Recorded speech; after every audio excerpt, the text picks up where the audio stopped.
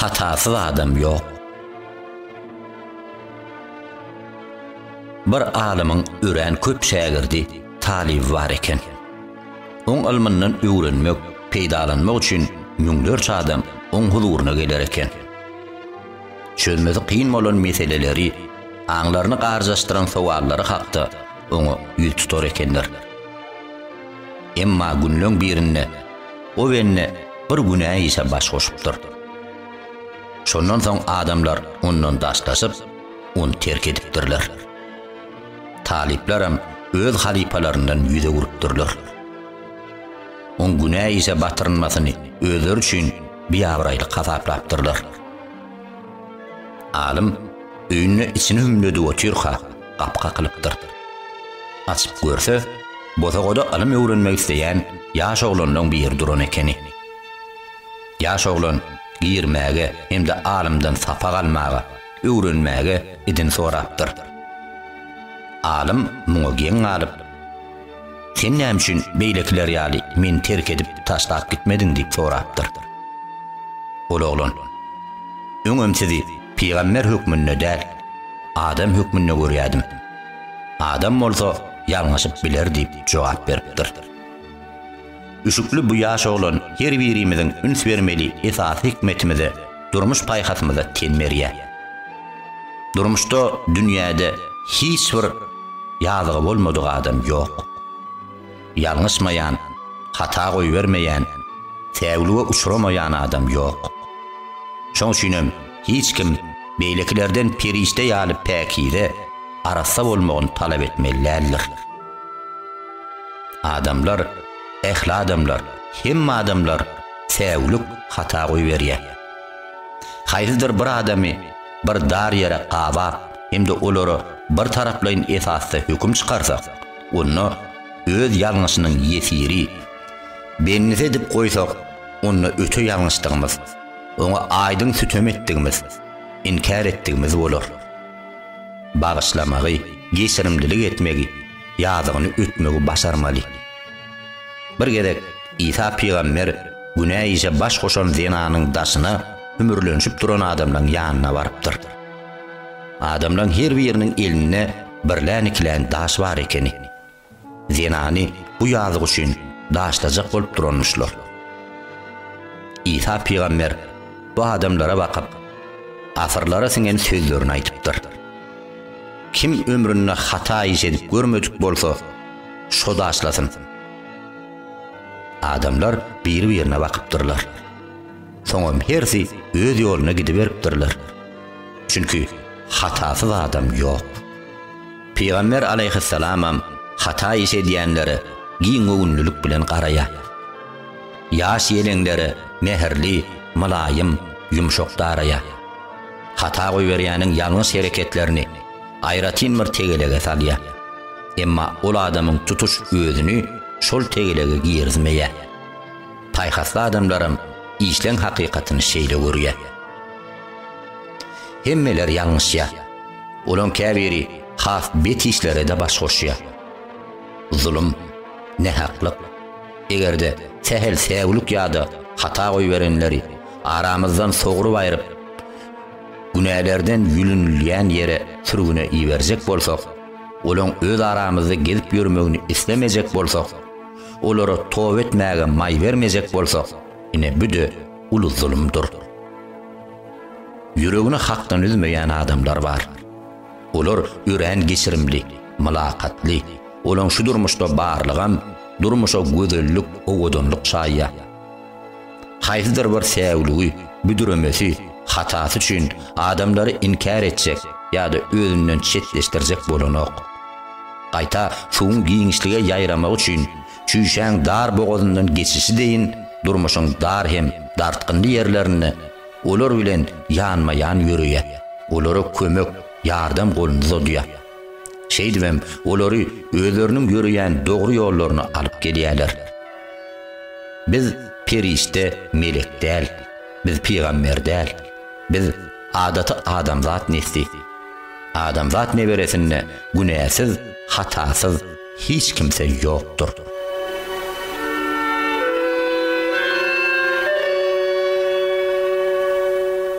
halal honluk. Käbir adamlar beýiklik, epeylik, adamkärçilik, amanada agrarlylyk, herkesin hak hukugyny ödemek diýen ýaly düşünjeleri juda beýparharya. Mekkede bolan bu waka tarihi eserlere siňip gidipdir. Söwdegärleň biri Mekke'ye barypdyr. Mekke'de ulu Abraýdan peýdalanýan Asi ibn al-Wayl atly biri oň ähli haritlaryny satyn alypdyr. Howa satyn alypdyr. Emma oň eýesine gara saýan bermändir. Hatda berjegem bolmandyr. İýlisindäki ornuny, gara güýjüni, kuwatyna dayanyp alypdyr.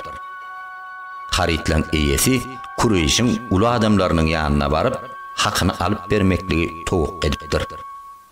Kimden? Asi ibn al-Wayl'dan. Yok, asla beýle bolmaz. Bar öz işiň bilen mollyp, oň üstünden gülüşipdirler.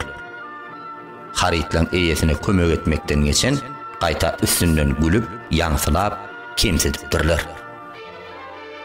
Hayır bolmajagyna gözi ýetenne hakyny alyp berjek adamyň ýoklugyny ol uly sesi bilen goşgap başlapdyr. Oň bu goşgusy amanada agrarlygyň, lewzi halallygyň, merteben ölümi hakdaky eleg eken. Ol mukaddes toprakda insan hakynyň ödülmeýänliginden, tarpatynyň tutulmaýanlygyndan, kemsedilýänliginden şikaýet edipdir. Bu elegiýa köplere täsir edipdir. Şol ýerde bir näçe adam ýerinden turup, hakykatyň tarapynda durmaga ant edipdirler. Dogry, bularda baýlyk ýok. Ýöne mazlumyň hakyny gorap biljek gaýrat bar. Galat söze garşy durup biljek mertlik bar. Farky ýok. Zulm eden adam her nenen gaýratly, güýçli, zabun, haýwatly boluversin. Mundan soňra adalata dayanyp her kimiň hakynyň ödüljegi üçin. Bular zulm sütömün garşysynda bir göwre bolmak hakda ähd edipdirler. Asi ibn al-Wayl'in howlusyna tarap akyn edip, ondan helki täziriň hakyny zorluk bilen alyp beripdirler. Şondan soň bu jele gaýlarda özüne nahak garalan her kimse bulan ýanyna baryp ýagdaýy mälim edipdir. Hemde hakyny gazanypdyr. Ahlak pazygasy adamzada cemiyete abanyan äpet hukuktur. Haksızlığın karşısına oyu, hüşgär insaf bilen, iň bolmanda niýetlenmez bilen hereket etmeli. Bu ähde eýermeň ilkinji talaby özüňden başlamak.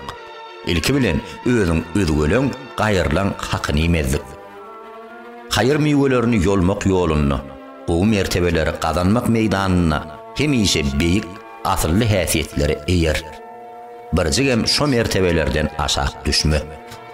Ýoksa allawçy hem ters hämedici hüwesler, baş aýlaýjy duýgular, tiz unudulýan tagamyna maýl etişine seni şowsuzluklar guýusyna gabap goýar. Gadanç girdejisiniň näçedigine, nähilligine garamazdan hemişe hak sözlemäge, hakykatyň tarapdaryny durmaga kasam et. Kynçylyklar, päsgelçilikler her nenen bolsa-da hemişe mazlumy, sütöm göreni, hakylene tarapdar bolmaga çalyş. Howp hatary nenensi uly bolsa-da zalymiň eline kakap dur diýmäge gaýratlan. Gara nebisiniň arzasy üçin öz dostlaryny satanlary, olary hyýanet edenleri, lewzine tüýkürenleri, hamilyon ýaly desine ütgeýänlere gabat gelensiňiz. Aglaba halatda da şeýle ýoldan ýöränden gazanan zady ujypsyz hem wagtlaýyndyr. Üstesine asla bereket ýokdur. Soňra bolsa olar şol nähep hereketlerini, wojdan jezasyny, ansap azasyny çekýärler. Ýykylan ýerini görse gözüni ýumýanlar. Kömek sorýan ýerini eşitseler gulagyny ýanlar. Uzakdan bir garyp biçare kömege mätäç benne garasy kaklaşandan derrew ýüzlerini beýle ýany sowýanlar bar durmuşdy. Emma şahsy peýdasyny janynyň eriz görýänler mekir hile, allawçylyga duýlanmagy, göz ýumyp açat salymda müňe usmagy hiç tatçada görenoklar. Özlerini aklamak üçin ulanýan delilem, dünýäň özü durqu dürmegi bilen mekirlik, hilebazlyk, düzek guruşmak oýnumuşyn. Şeýle adamlaň göz gyny halyna seredin. Olar herkese allap, oýnap, ýakyp bolýan röýdüp düşünýärler. Emma uzak wagt geçmänkä pelek olary şeýle bir daraya bolyn, ýene-de nefs agyrýan ilgün. Birjigem nähak hereketler üçin öňküden esse artyk wagtlaryny ýitirip hasrat ýutup başlaýarlar. Hasatsız zat ýok. Her hereket, söz, amal, niyet, pel, pagal hemmesine hasap bar. Nähaklyga haram ýol bilen baýamaga ýykyn edýänler ilki bilen özlerini, öz ruhlaryny, ansaplaryny, wujdanlaryny ýitirýärler. Bu zatlardan aýrylan soň sen insanlygyň nirede bolsun? Durmuşyň duýdansyz apatlaryndan mümkin kadar gorunmak üçin dogry ýoldan ýöre. Mertebellik, mertlik, abraýlylyk ýaly gymmatlyklary asla inkar etme. Beýik ýoldan düşüp, soňa çöp çalama urýan gumukly ýollary ayak basma. Daşyndan göräýmäge, asuda arkaýyn ýaly görünsede, beýle pisint adamlaň işleri hasratly ahwalatlara giriftar bolýar. Adam üçün il gözünden düşmek ýaly biýabraýlyk ýok.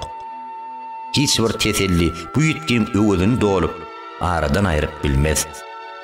Şoň üçin özüme hem saňa bir zady puto ýaňytmagma ruhsat ber. Biz öz içimizdäki milli gymmatlyklara, başlanmışlara, arasy pikirlere, halal duýgulara äsgermezçilik bilen garamalýarlar. Ananç ygtykadymyzy sewda teresine salmalýarlar.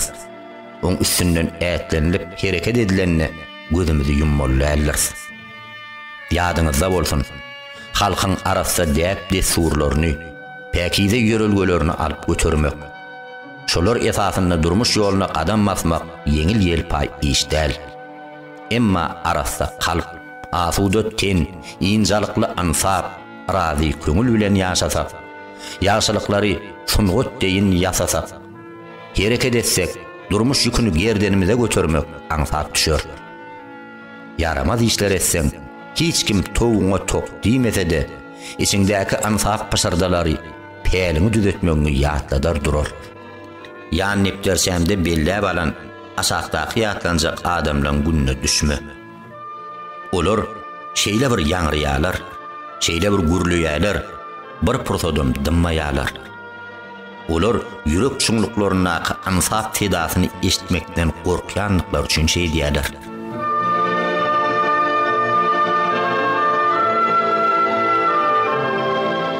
Zehinini halal olan. Ol üren owadonny, siratlydy. Hemmeler bilen mylakatly gürleşerdi. Ýylgyryp habar gatardy. Günlüň ýerine ýaşaýan ýeriniň gabat garşysyndaky dükanynyň gök bakçy önümlerini satyn almak üçin daşar çykdy. Garry satyjy oň diýen gök önümlerini çekip, ölçüşdirip, gaplap berdi. Hem de muň bahasy hökmünde $20 pul aldy. Dollar gapçygyna saldy, hem de birdenke bir zada göz gaklaşdy. Satyjynyň öl eline näýiller bir siýah ýokunnysy bardy. Ol gaýtadan seredenni şol siratly hem sypaýa adamyň beren $20 siýalaňam pozulandygyny görüpdir. İçine guman gidipdir. Bu kalp pul muka, özü ýasyana däýerler-de diýipdir. Şo wagt $20 uly pul eken. Satyjy uly iliň fiýle hormatyna eýe bolan adamdan soramaga, oňa şübhesini mälim etmäge çekinipdir. Ýöne bilesi gelji gününe goýman soň her zadyň anygyna şähnigine ýetmek üçin polisiýa ýüz tutupdyr. Polisiýa işgärleri haýran alypdyr. Egerde bu kalp pul bolsa, onu yasan adam üren zehinlidir. Oylap tapıcılığı başarını üçine fiilaga münasipdir diýipdirler. Sonra deliller we şübheler esasında oň öýüni barlamaga ruhsatname berilýär. Görülip oturulsa, oň öýüniň bir gizdiň çünkünde Hakykatdanam maliye pullaryny galp ýasarýaly stanok abzal bar eken. Çelede şol ýerde öz eli bilen çeken hemde aşagyna goluna moýan 3 sany surat kartinasy bar eken. Bu adam hakykatdanam tunuga adam bolup çykypdyr. Edýän işlerine ören zehinli, oýlap tapyjylykly, dürüjlükli çemeleşýän eken. Hatta şol pullaryň suratyny eli bilen çekýän ekeni. Egerde ýanky ýaly ýöneköý bir sebäp ýüze çykmadyk bolsa, oň bu halyny hiç kim biljegem däl ekeni. Emma kyssamyň bilen tamamlanan ok. Polisiýa işgärleri ýanky ablaly hemde o ýerdäki 3 sany kartinanyň döwletiň haýryna geçirýär. Kartinalar auksiona çykarylýar. Hemde 3 suraty jemi $16.000 satýarlar. Bu ýagdaýy gören öý eýesi hayran galyp istinden aýlýar. Sebäbi ol $20 bir kupürany ýasamak üçin sarp edýän wagtyny şoň ýaly bir kartinany çekýän eken. Bu adam hakykatdanam zihini, başarjanglygy babatda aýratyn hormaty öwgä münasib adam. Emma ol zihinni biderek zatlara sarp etdi. Halal ýol bilen has uly girdiji gazanmaga ýagdaýy okuýu barka, oň näme günlere düşüp ýörşüne seredin. Bu etmişi dogrusyna sorag edilenni, ol men bu bolan zatlar üçin jeza çekmäge dolu münasib. Çünki özgelerden öňürti men özümi, öz zihinimi taladym. O näme dogry ýere ulanyp diýipdir. Bu kıssa bize şeýle bir sapag berýär. Biz köplenç halatda özgelere däl özümize karşı hyýanatçylykly hereket edýäs. Özümizi, zihinimizi ogurlaýas. Özümiz talaýas. Özümizi zaýalaýas. Arzulanmazy wagtyndan öň düşürýäs. Biz özümizi düşmanlarymyzdan, görüklerimizden has köp ziýan berýäs. Köplenç halatda kine kibir, töhmet hem aýplama barmagyny jemgyýete, ata-babalarymyza durmuşa gönükdirýäs. Aslynda bolun şol gumanly, şüheli barmagy ilki bilen özümize gönükdirmeli. Öz etmişlerimiz dogrusyna pikirlenmeli. Gör, zehinli, başarnykly adamlar näçesi bar. Öz ukuyuplaryny ýeliň uğruna sarp etdiler. Ýöneköý pes arzuwlar, ujypsyz düşünçler bilen karar tutdular. Beýik maksatlarym bolgusyz islegleriniň çägine ýetip ýok bolup gitdi. Gör näçe adam bütün ömrüni azawlyk dünýälige satyp mertebesinden jyda düşýär. Özüm köpüýmiz şeýle hereket edýäs. Ukuyup zihinimizi, güýç gaýratymyzy münasip ýerine sarp etmeýäs. Durmuşyň hakykatyny görüp bilmezdik iň uly apatlaryň biri. Oňa gyýylyp gynanmagam juda çökdür. Allah Taalaň beren ukuyup başarnyklaryny, energiýasyny bolgusyz işlere sarp etmek akyl ýetirip bolmajak apat. Gynansagam ömür geçýär. Günler biri-birine dolaşyp ömür sahypalaryny düýrläp barýar. Biz bolsa bu zatlara iň soňunda akyl ýetirýäs. Belki biziň aramyzda wagtynda oýunjoklar, wagtynda düşünjekler bardyr.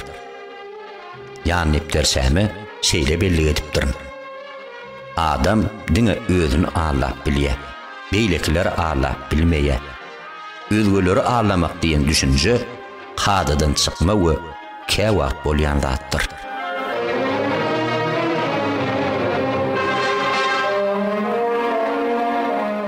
Duýgularyň aňsat awulanşy. Ählimiziň aman asudalygy, injalyk rahatlygy gözlemegimiz tebiği ýagdaý. Nerede bolsalarym biz şol ikisini gözlegünni.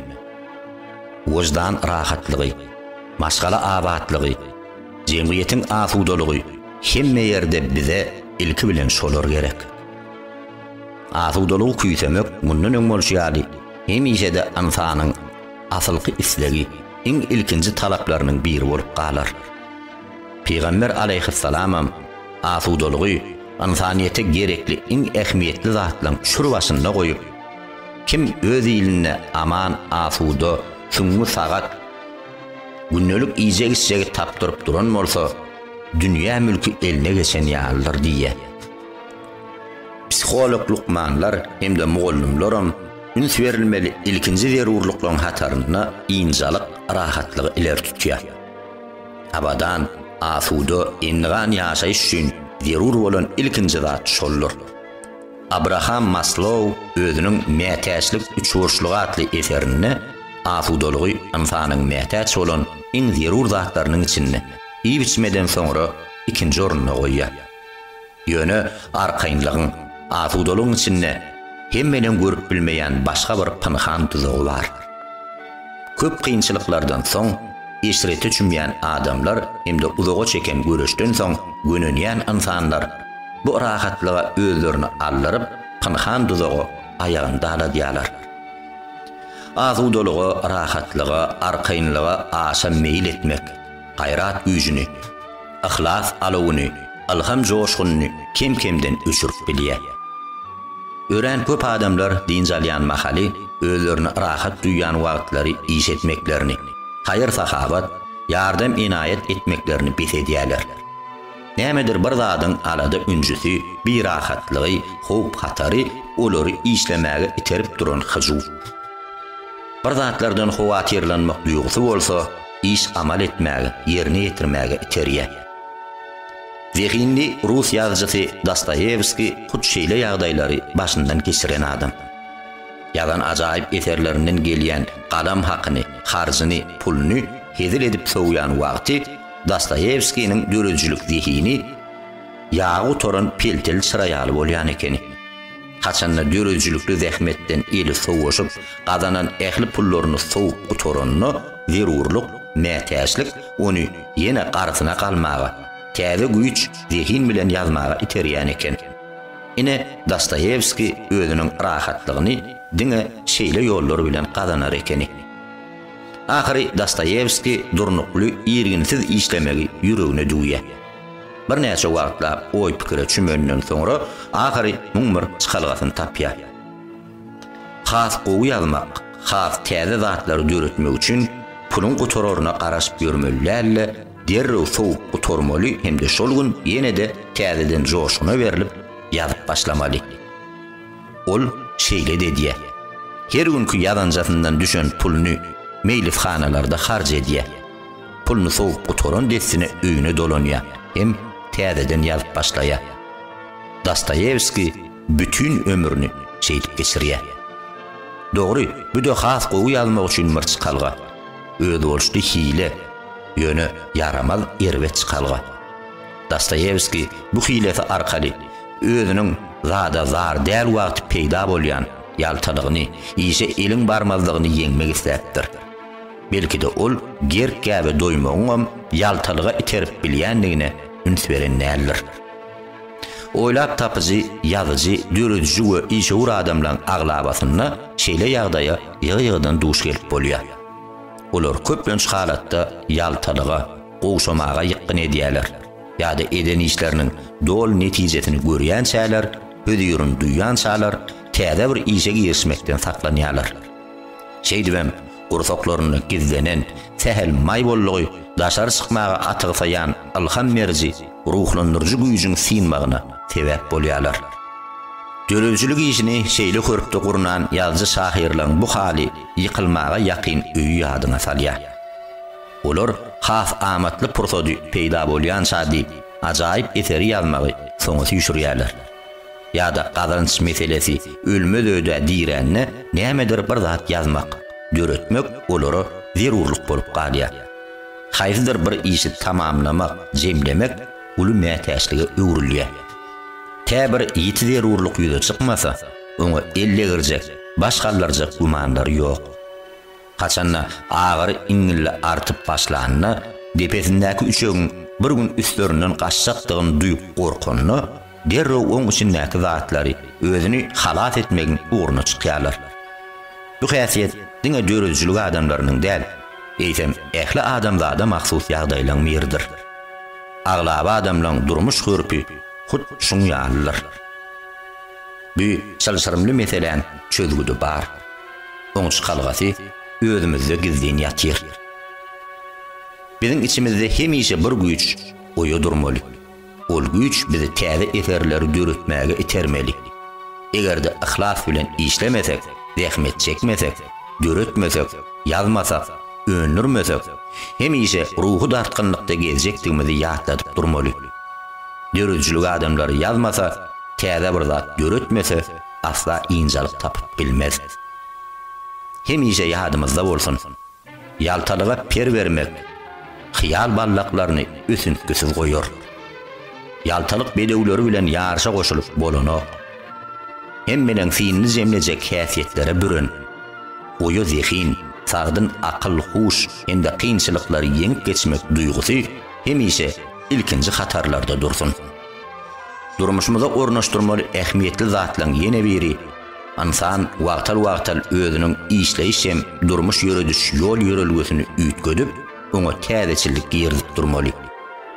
İşleýiş hörpüni üýtgödüp, çygyryny giňeltmeli. Oňa käbir üýtgötmeleri, goşmaşalary, düzüşleri girdip dursaň, edýän işiňden asla ýermersiň. Hergedek täze bir işe girşen ýaly ter duýgulara gaplanarsyň. Muňsesini ýaltalyga, rahatlyga aşa meýil etmek ýaly duýgulary basyp ýatyrýan täze usullary, ugurlarym gözlemeldir. Üstünlük şükür edeniňe degýän nigmat. Ýöne ol bizi täze üstünlükleri kazanmaga höweslendirmeýän, itermeýän bolsa, şol bir durkunda saklanýan bolsa, ol nigmat däl, mehnet beladyr, jezadyr.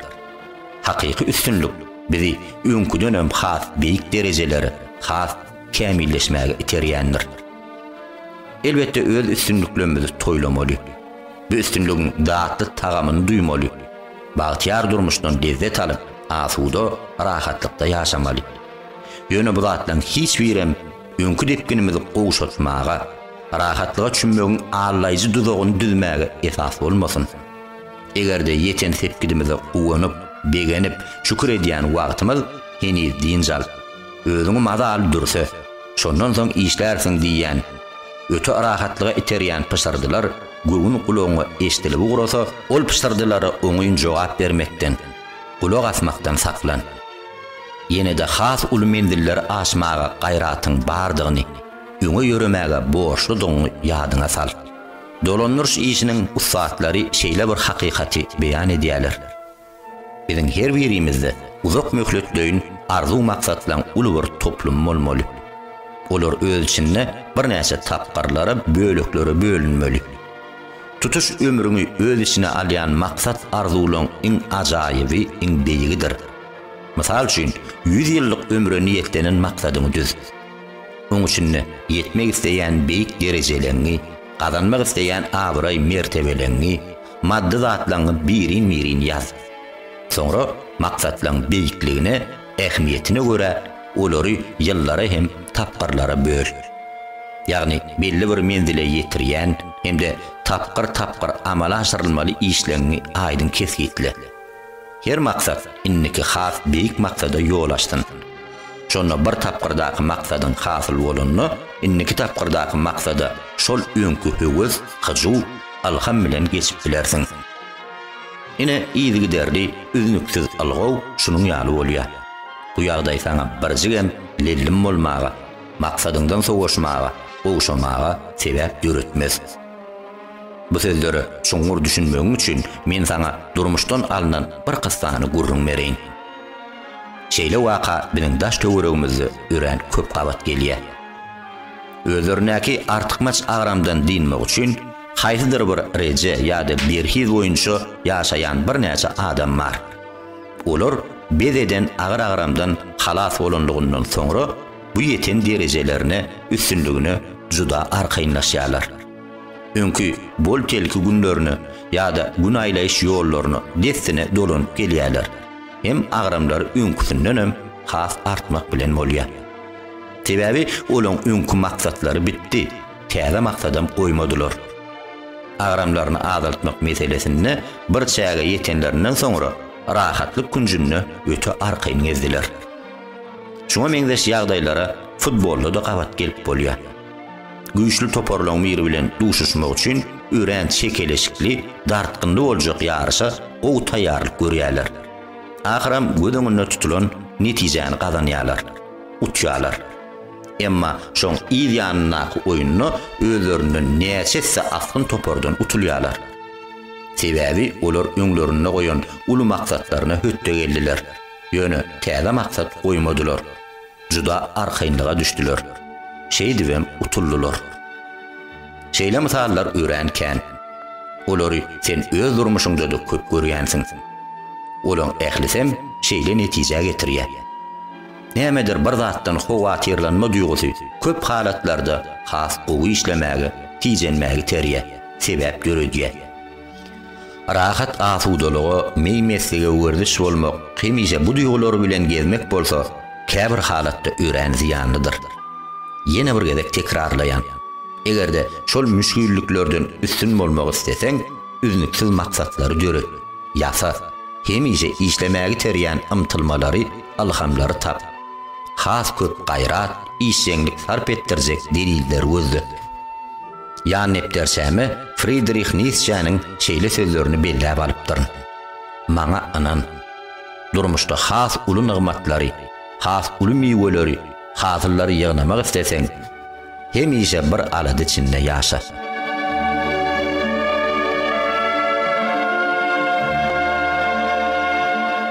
Çıkalga.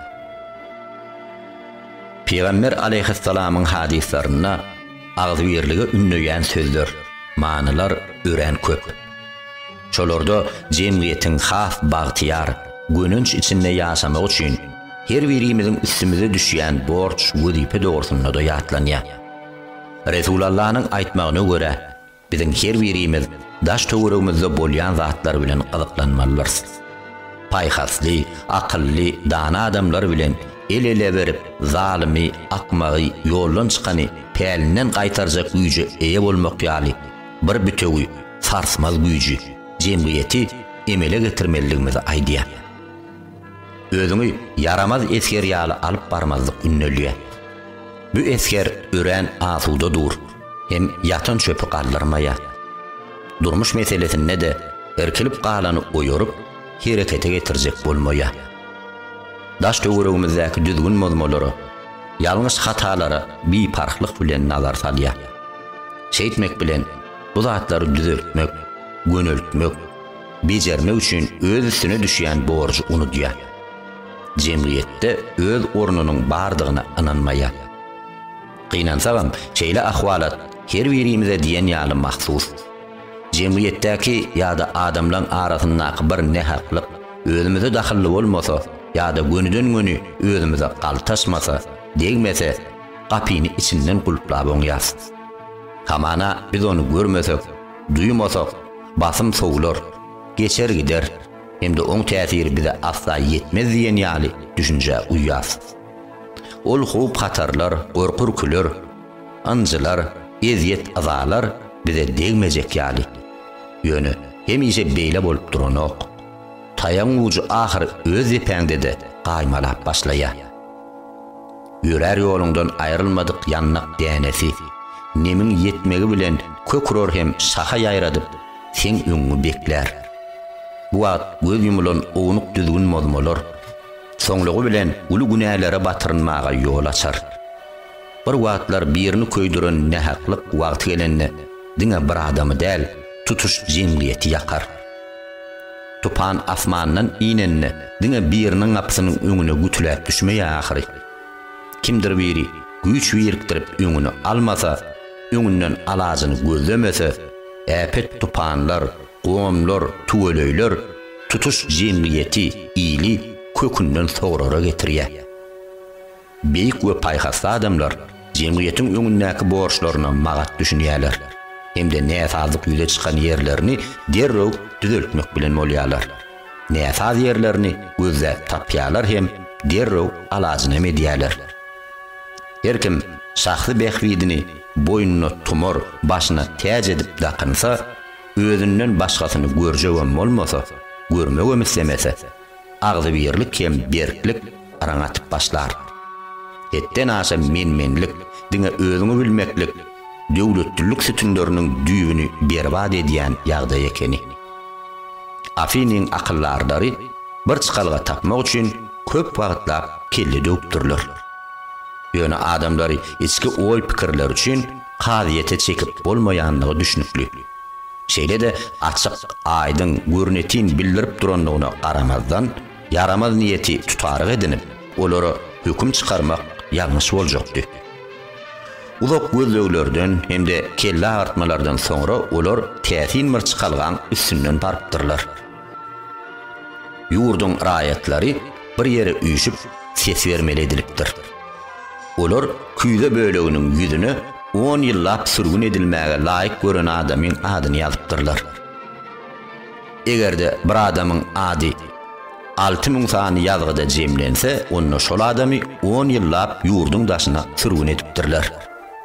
Şeýdip, ýurdum, döwletem, raýatlarym yaramaz gylykly, öz häsiýetine jogapkärçiliksiz jemeleşýän adamlardan saplanyp, rahatlanyp başlapdyrlar.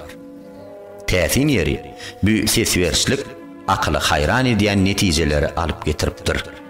Şeýdip, tarih Afinlyň ulumsy, tekebbir, zalim adamlaryndan dinmagyň medeniýetli hem-de akylly başly ýoluny tapanlygyny öz sahypasyna ýazypdyr.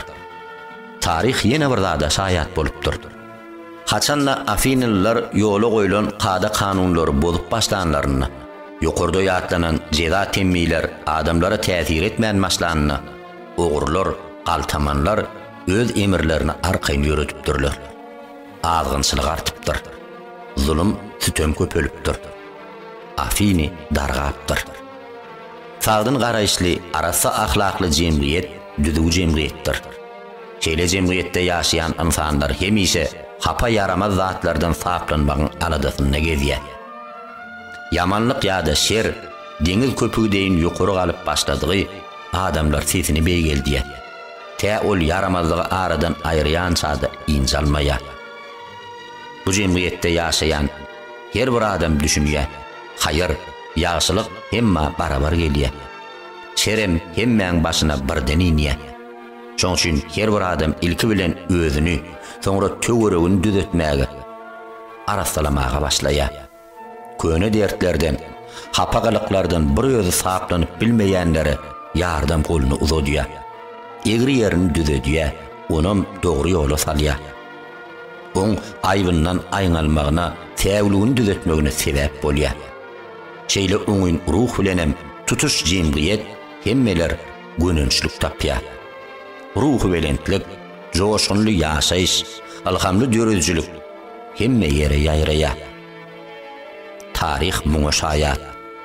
Tarih okap görüň.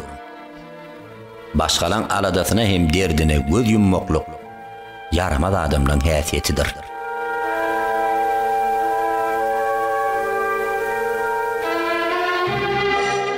Yol başçılık pazi. Beýik arzular etmek her kimin kanuny hukugy.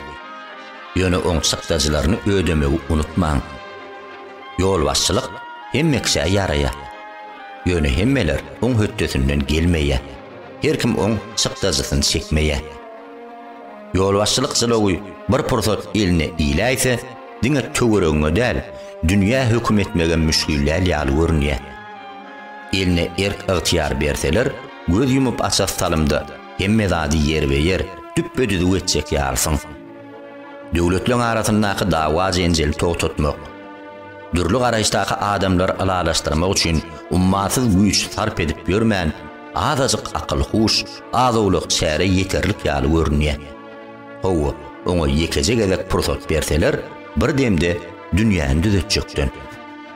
Biziň ählimiz tanqid etmek meselesinde hiç kime per berem zok.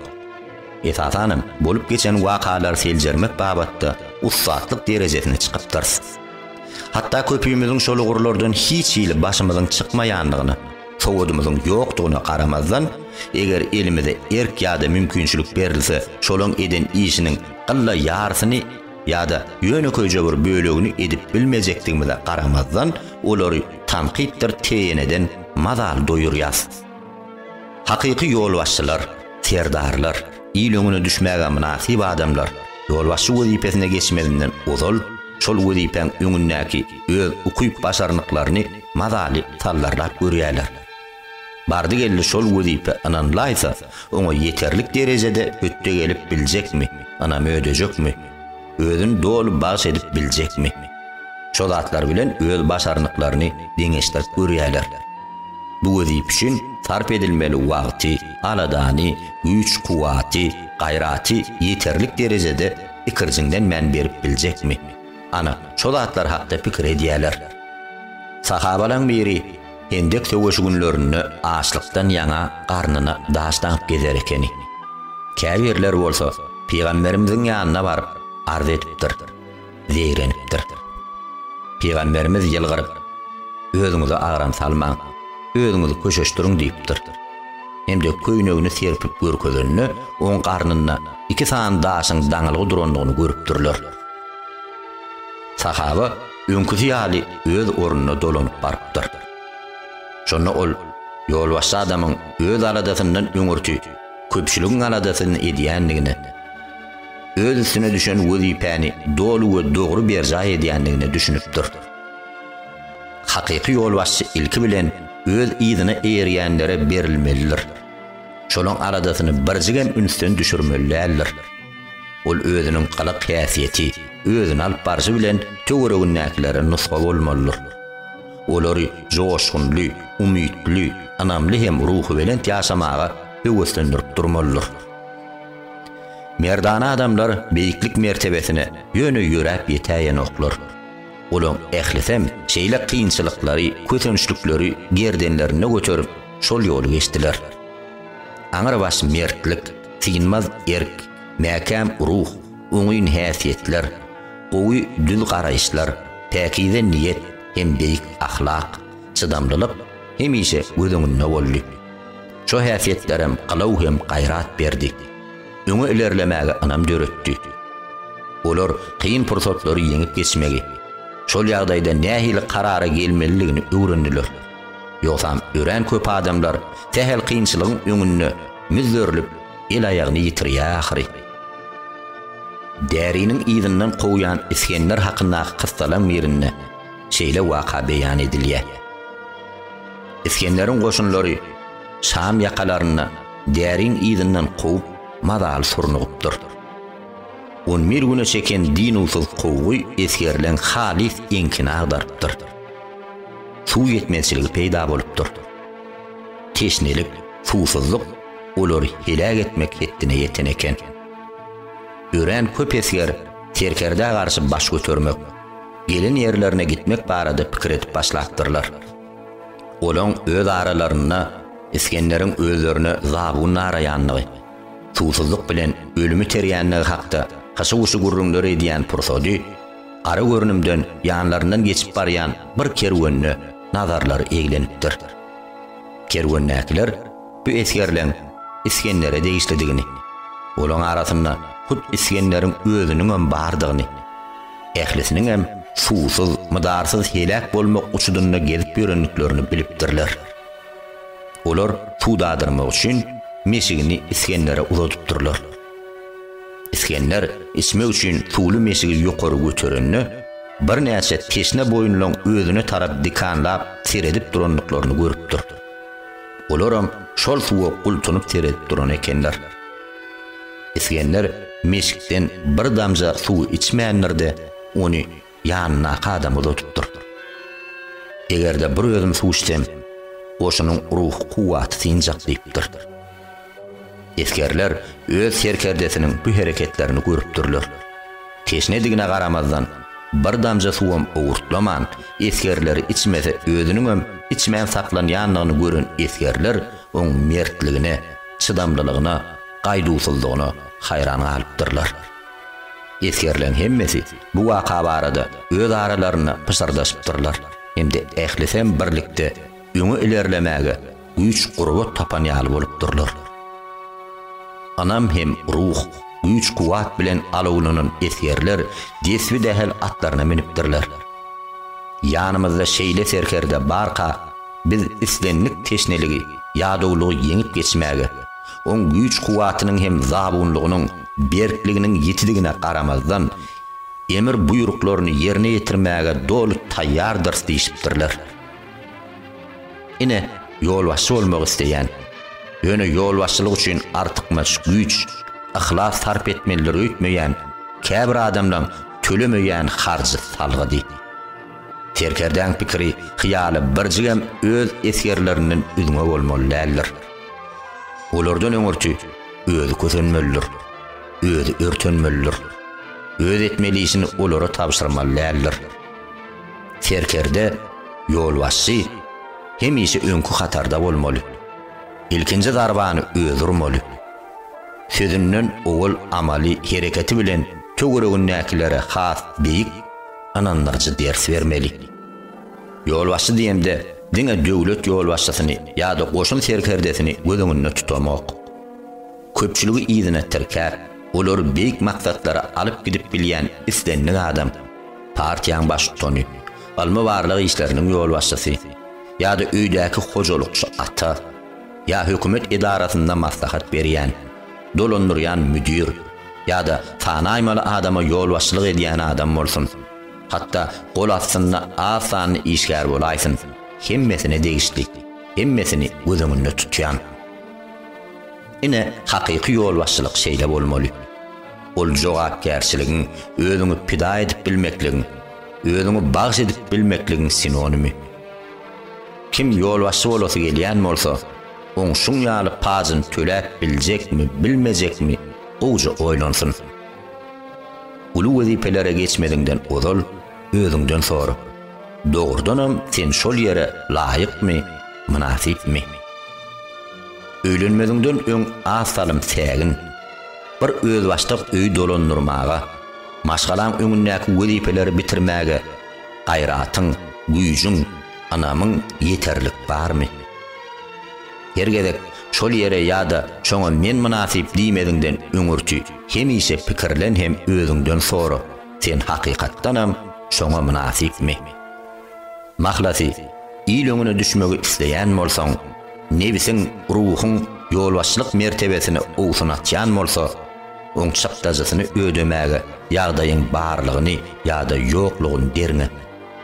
Ýagdaýyň bar bolsa, başararny öýtseň, isle, işle hem talap et. Ýoksamam öz başarnyklaryň şägine saklan, hemde özüňe gelişýän dony giy. Hemişe ýadynda sakla. Serkerde öňe alyp gidizdir, ýol beletdir. Ol hemişe öňde bolmalydyr.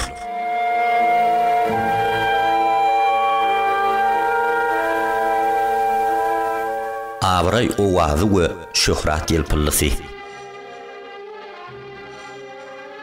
Şöhrat parazlygy ömrüň iň ileri maksadyny öwürmek makullanylmaýan häsiýet. Käbir adamlar diňe şöhrat isleýär. Tanymal, meşhur bolasy gelýär. Şöhrat kazanmak üçin ylgaýar, ihlas edýär. Şöhratyň ýerine ýelk ýasaýar. Ol gününi, ömrüni şeýdip geçirer. Şöhrat kazanmak üçin kitap ýazar, göze görünmek üçin köpçüligiň öňünde söz sözler. Kameralar özüne gönükdirmek üçin ýyglanşyklarda hemişe ortada üns merkezinde bolmaga çalşar. Ol şeýdip ömür şahadatnamasyna sowukkandylyk bilen golunu goýar hem dünýäden öter. Beýik adamlaryň ýörelgesi beýle bolmaýar. Beýikler köpçüligiň arasynda orta çykýan bolsa, dürli düşünjeler, akyllar bilen tanışmak, pikir alşmak üçin çykýar. Hakykaty sözlemek, gözelliği gözlemek, gaýry hem ajaýyplygy ýaýratmak üçin çykýar. Kağıda yazmak üçin bilinýän bolsa, yazmakdan maksady akyllara müşgüllik döreden zatlar açıklamak, düşünmesi kıyın bolan meseleleri düşündürmek üçin ýazýar. Ol parlaklygy, ýagtylygy gözlemeýär. Parlaklyk onuň özüni gözleýär. Parlaklygyň, meşhurlygyň özü oňa aşyk. Heýdeden pikir etdiňmi? Ýazgy Mustafa Sadyk Ar-Rafiqi galamyň alhamatly eserini ýazyp oturýarha, oý pikiri, kuýy hyýaly adamlara görünjek bolmak, şöhrat kazanmakdyr öýdýämiň. Filosof hemde pikirmen adam Seyyid Kutub Kur'anyň saýasyny atly eserini ýazýarha, öz okujylaryny, muşdoklaryny haýrana goýmak istegi bilen ýazandyr öýdýäňmi? Professor Abdul Al-Mesiri özünün Sion Ensiklopediyası adlı ulu gowrumly işini yazan wagty adamlar men hakda näme pikir ederke, maňa näme diýerke diýen niyet bilen özüne şeýle soragy berip yazanlar öýdýänmi? Asla beýle pikir etmeýän. Bu beýik insanlar özlerine anandan beýik wezipäni berja etmek üçin hereket edýärler. Olaň iň beýik maksady adamlaň eşitmeli sözlerini aýdyp ýetişmek. Olaň biri mehelläň öňüne bir söz sözler. Bu sözler zeminiň ähli ujuny ýaýylar. Adamlar näme aýdylanlygy, näme üçin aýdylanlygy, nähili aýdylanlygy hakynda gurruňy töhbede gyzygarlar. Bu sözleň aňarsyna nähili maksatlaň, nähili manlaň ýatanlygyny çöşlemäge finansarlar. Şeýdip olaň adabraýy ýüreklerde, aňlarda ornalar. Şoň üçin olar hemişe biziň aňlamyzda, hakydalarymyzda, akyllarymyzda mesken tutýar. Hatda biziň dünýä garaýşymyz olaň pikir bilen gabat gelmeýänem bolsa, bir-birine çapraz düşýänem bolsa, olaň käbir pikirlerine bütünlüğü karşı çıksagam, biz istesegem, inkar etsegem, dünýäden ötenliklerine garamazdan olar özleriniň beýik pikirleri, ideýalary arkaly biz bilen bile ýaşaýarlar. Şöhraty höwesek bilen abraya münasib adamyň arasynda nähili fark bar. Şöhraty höwesegiň ýanyna hemişe şöhratyň gazgynlygyny ölçeýän termometr bar. Ol şol termometr arkaly adamlaryň özü hakda edýän gurrunlaryny, öz şanyna aýdýan sözlerini ölçeýär. Abraya münasib adam bolsa, öz adamlaryň ilgüniň öwüsem, tanqidi garaýşlarym gyzyklandyrmaýar. Ol özüniň etjek işini anyk bilýär, öz bilýän hakykatynyň ýanyna berip durýar. Adamlaryň sowutsuzlygy, düşünjesizligi ondan üstün çykmaýar. Çünki ol hakykaty öz etmeli hem etjek işlerini o düşünýär. Ol öz amalyna berilen hünerini edýän işini söýýär, ihlas bilen ýapyşýar. Şoň üçin üstünlük, mertebe, derece hemişe oňa ýakyn durýar. Gaýta-gaýta ýanjaýan bir sözüm bar. Şöhratyň elinden aman sypan ýokdur. Filosoflaryň biriniň aýtmagyna görä, şöhrat balarsy ýalylar. Ol bize arasy süýjü tagamly bal berýär. Şol bir wagtda oň agyrly neşterem bar. Muňa garamazdan has üns bermeli ýeri oň iki qanatam bar. Sana gonan wagty sen bal kölüne guloşlap, şöhrat deňdinne uwat deýin ýüzýän. Sen adyň şol wagt ýyldızlaň arasynda, belki şondan beýiklerde gezip ýör. Muňa garamazdan birdenkä oň uçup gitmegi hemde seni unudulmalar taryhyna ýazmagy mümkin. Gizlin zat däl. Şanymyza el çarpylmagy hemmämize ýaraýar. Bu insan tebigatynda bar bolan özüne çekici häsiýetlen biri. Ol özlüğümüzi, barlygymyzy berkitmek üçin tebigat teşneligi gandyrmagy kömek edýär. Ýöne aýtmak isleýän zatym, sen ähli ünsüňi edýän amalyňa gönükdir. Şonu iruwiç olaň özü alnyňa, şanyňa, ýanyňa geler. Sen özüňi anandan wezipäni ýa-da ýüregiňe berip, başyna baran işini has kämil berja etmäge çalyş. İşini kämil ýerine ýetir. Wejdanyndan, ruhuňdan öz işine ihlas guý. Birjigem säginme, ýerme, bizar bolma. Hatta maksadyny, arzuňy bir wada hasyl edip bilmeýänem bolsaň, umytdan düşme. Nemes filosofi Schopenhauer'y hemmämiz bilýäs. Bu şahs bütün ömrüni gat-gat kitaplaryň arasynda geçirdi. Gözledi, tapdy, okudy, ýazdy, tapak berdi. Adamlara okutdy, leksiýa berdi. Tätin ýeri ömrüni onu hiç kim tanamady diýen ýaly. Ütköşük şöhrata abraya çümmedi. Abraydır hormatyň, silagdyr sarpanyň özü oňa atdy durdy. Hemmeler Schopenhauer hakda gurrun etdi. Hemmeler Schopenhauer okudy. Gazetler diňe şol hakda ýazdy. Tanqidçiler oň pikirlerini hem işlerini, ilmini öwüp taripladiler. Şonu ol şoňur manyly bir söz aýtdy. Bütün ömrümi yeke yalňyzlykda unutulup ýaşadym. Bugün bolsa birdenke adamlar depli surnaýly topor tutup meni soňky ýolumy şowhun dabara bilen uğratmak üçin geldiler. Egerde bu adam ömrüne şöhrat kazanmak bilen gyzyklanan bolsa, ol ýazýan, okuyan, düzýän mahaly, dürli pikirleri we netijeler çykarýan wagty öz asyl işlerine üns bermän hemmelen öz hakda gürlemegine garaşardy. Dünya belli suratkeş Van Gogh bütün ömrünü yeter yetmezlikde, fakir fukaralykda geçirdi. Hiç kim oň bardygyny duýmady. Hayran galýan ýeri hatta ölüm pillesinde ýatyrka, ol süýtdeş dogonyna nebis agyryp, sen surat çekmek üçin maňa satyn alyp beren esbaplan bahasyny pulny bir üzewer diýip gaýş edipdir. Ony dogon ekläpdir. Surat çekmek üçin gerek bolan zatlary, esbaplary dogon satyn alyp berýän ekeni. Oň çeken suratlaryny bazara çykaryp satar ekeni. Emma ölmez ödü iýbiçige ýeterlik bahadan ýokary satmaz eken. Van Gogh näme üçin işlemekden, käde zatlary döretmekden saklanmady? Oňa şöhrat gerek dälmidi? Ol şöhrat kazanmak üçin göreşmedimi? Sebäbi ol şan şöhraty esasy maksadyna öwürmedi. Oň maksady ajaýyp suratlary çekip sunugaty ýürekleri ornaşdyrmakdy. Aýtmak isleýän zadyma düşünensiňiz diýip umyd edýän. Şöhrat düýbi tekar bilen erbet zat däl. Ýöne şöhratyň bir özü esasy maksady öwrülse, ine bir ýaman ýagdaýdyr. Ine şonno şöhrat şeri öwrüler durar. Hiç wagt eden işin üçin destine alkyş aýtmasalar, ýa-da gadyryny, gymmatyny duýmasalar, bu häsiýet sen işden soňuşmagyňy, önürjülüňe oňşatmagyňy, käde zatlary döretmegiňe päsgel bermesin. Muň çözgüdi, edýän her bir işiňe söýgü bilen çemeleş, söýgü bilen giriş. Döredüjülük kuwwatyňa, pikiriňe, sunugatyňa ýerine ýetirişiňe anan.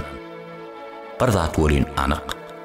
Allah Taala öz işini kämil, dolu ýerine ýetirenleň ihlasını, zähmetini birjigem köýdürýän nädir? Meşhur Arap ýazgysy Muhammed Afifi'nin şeýle sözleri var. Şöhratyň göz ýetimleri gurşak, dünýäni dolduran bolsa, şol dünýäň içinde sen hakda asla eşitmedikler, seni düýbünden tanamayan adamlar hemişe bolup biler.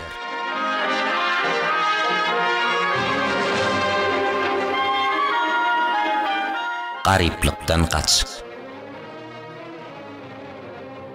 Gariplik, ýoksulluk diýemde, maddi taýdan yeter yetmezçiligi, mätäçligi gözüňde tutulmak, o zatlardan kaça durmaklyk, o zatlary gowalaşmazlyk, nesihat ýa ünne ötmezden hem düşnükli, aýdyň zat. Men medeni, aň düşünje, sowat bilim taýdan garyplygy gözüňde tutýan. Bu abatda azat bilen kanagat etjek bolma. Maglumat goruňy baýlaşdyrmak islegine hem zähmetine asla ýaltalyk etme. Kütü kitaplan, jurnallan, gazetlen, internet sahypalarynyň içinesin. Guwat deýin çüm, dur tapmanam ýygyna dolanma. Sen maglumat goruňy, alym bilimiňi baýlaşdyrjak zatlara ihlas bilen çemeleş. Şoň bilen birlikde öz ummasyz pikirlerini, düşünjelerini alhamlangan belli bal. Käbir adamlar özüne bar bolan mümkinçiligi arttırmak, ukuyup başarını kämilleşdirmek üçin baş galdyran oklar. Olar hemişe dar çygarda ýaşap, şol bir duýgu bilen gelip gören ýaly görünýär. Olaň pikir düşünjesi, gyzykly pikir alşmalar üçin gerek bolan göz ýetimleri giňeltmeýär. Megerem pikir guruluşlary, pikir binalary başga hili hereket etmäge mümkinçilik bermeýän bolarly. Ýoksamam bar küýüp pikiri seýilgählerde, barlarda, kafelerde, internet saytlaryna gurrunlardan ibarat bolsa, olar nenen ýaşap ýören döwri, hemde dünýäsi bilen deň aýakdaş ýöresinler. Beýlekiler bilen nenen medeniýetli, talihatly söhbet etsinler. Ýekeje günem olaň eline kitap görmersiň. Ýa-da bir gün nähiller bir zat hakda çyndaky oýlanyp pikir edip duranlygyna gözüň kaklaşmaz. Şeýle adamlar bilen söhbetdeş bolamda, olar köplenç maňa sinaga giren hem-de ýylandan başga hiç zat hakda bilmeýän talibin gününi ýadyma salýar. Ol talipde ýylanlar hakda baý maglumat gory toplanypdyr. Ýöne durmuş meselesi diňe ýylandan kesgitlemesi bilen çözülmeýär. Sinagda oňa piller hakynda sorag düşüpdir. Muallim pili ilik düğme gow edip suratlandyrmagy haýyş edipdir. Talip uzak wagtlap pikire çümüpdir. Beýnisine agram salyp pikir edipdir. Ahir şeýle jogap beripdir. Pil ören äpet haýwan. Oň uzun holtumy bar. Pilin bu holtumy uly ýylanlary ýadyna salýar. Ýylan büýük. Sonra ol ýylanlar hakda bilýän bar zadyny jikmejik gurrun beripdir. Ene şu talip aň düşünje miskinligine meňzeýär. Olar nämedir bir zat hakda bir habar ýa maglumat eşitýärler, oňýarlar. Şol maglumat hakda pikirlenjek, oýlanjak, o hakda täze zatlary biljek, öwrenjek bolanok. Täze maglumatlary hem pikirleri gözden ok. Şeýdigem düşünjesi dar çygarda galy berýär. Şeýle adamlar bilen söhbetdeş bolanda da pin güne galýan.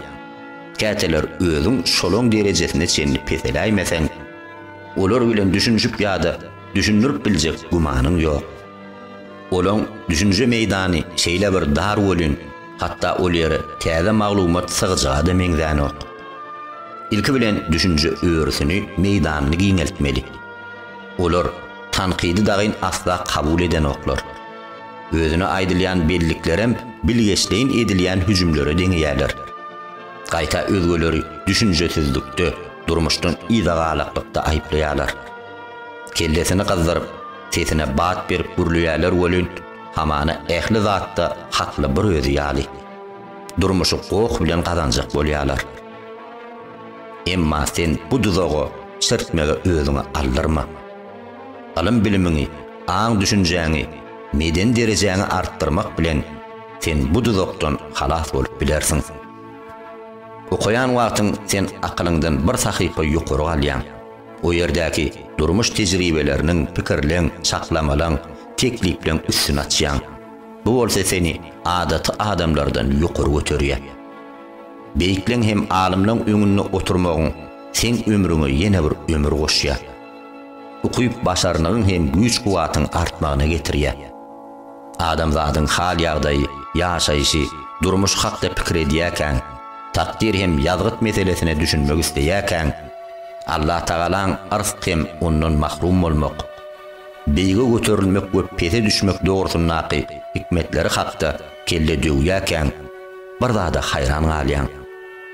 Durmuş hakdaky düşünjeleň depesine çykmak üçin barmak ujunyň hakykatyň zerre bölejiklerini sehel galtaşmagan ýeterlik.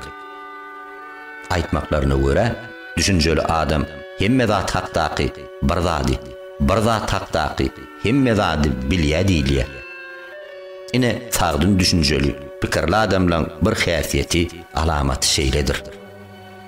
Sen etmelisin, sana berjek maslahatym, hemme zat hakda oku, hemme zat barada özüňe ýeterlik düşünjäň, sowadyň bolsun. Ýöne haýsam bolsa, bir guru has şuňur öwren. Almy gözlegleň, okuyan, öwrenýän zatlaň %50 götürmini öz uğruňa, hünärine degişli bolsun. Galan 50 götürmini beýleki uğurlara bagyş et. Gazet sahypalaryny gözden geçirende, ilki bilen o ýerden öz uğruňa degişli, sonra hükmani ýagdaýda medeni, aň paýhas, sport, alym we sungat, siyasat hakdaky ýazgylar oku. İlki göräýmäge ýöneköy ýa-da juda ähmiýetli, gyzykly görünendigine garamazdan, sen okan, öwrenen, gözden geçiren her bir maglumatyň nähildir bir usul bilen haçanlar bir wagt sana hükman haýry deger. Okulan zatlaň miwesini ýolmaly, hasylyny çöplemeli wagtam hükman gelir. Ýöne bir zada aýratyn üns bermegini towuk edýän. Okuyan her bir zadyny maksatly oku. Nämedir bir zady öwrenmek, öwrenen zadyny özleşdirmek, durmuşa ornaşdyrmak, o zatlary özgelere de öwretmek niýeti bilen oku. Has köp çuňur okamasaň, aň düşünjäň artýan nälir? Adamlaryň iki görnüşi az we dar düşünjeli adamlar ýa-da köpe koýan ýöne pytraňy düşünjeli adamlar özleri üçinem, öz halky, millet üçinem adabry getirip bilmezler. Tarih ýazmak üçin, tariha ýazylmak üçin düşünjäň giň bolmagy zerur. Mahlasy hemme zatlar hakda umumy düşünjäň bolsun. Ýöne haýsam bolsa bir gurda kämilleş. Haýsam bolsa bir hünärde ýürütüleş.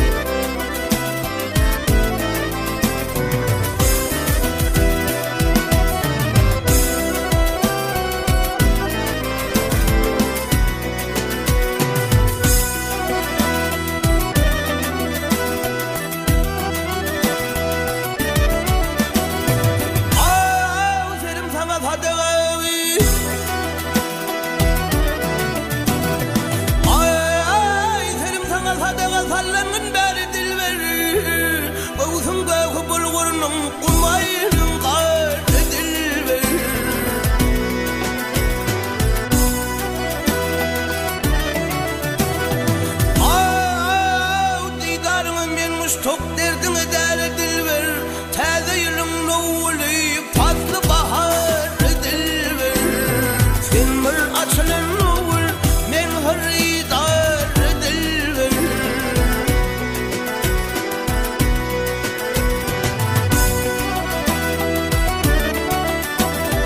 Ay danışta kılvat yerde dillerin acayip, zinek tane dökülün pellerin acayip.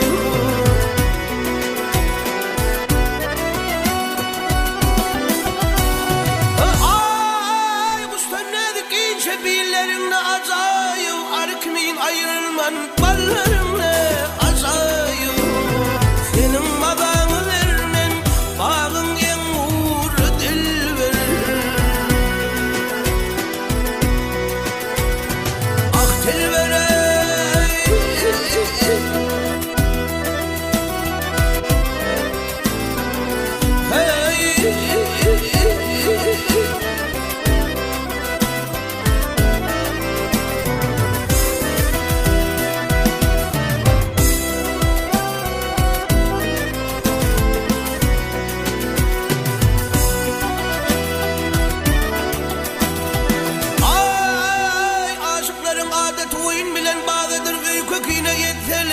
Kerişte yurtlar eder.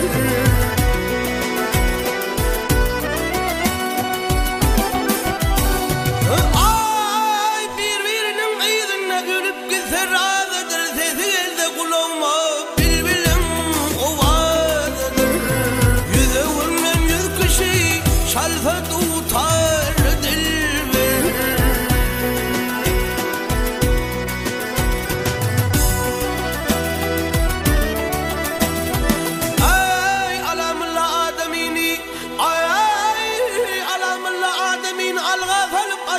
Melek meydanına belli beklam ettiler.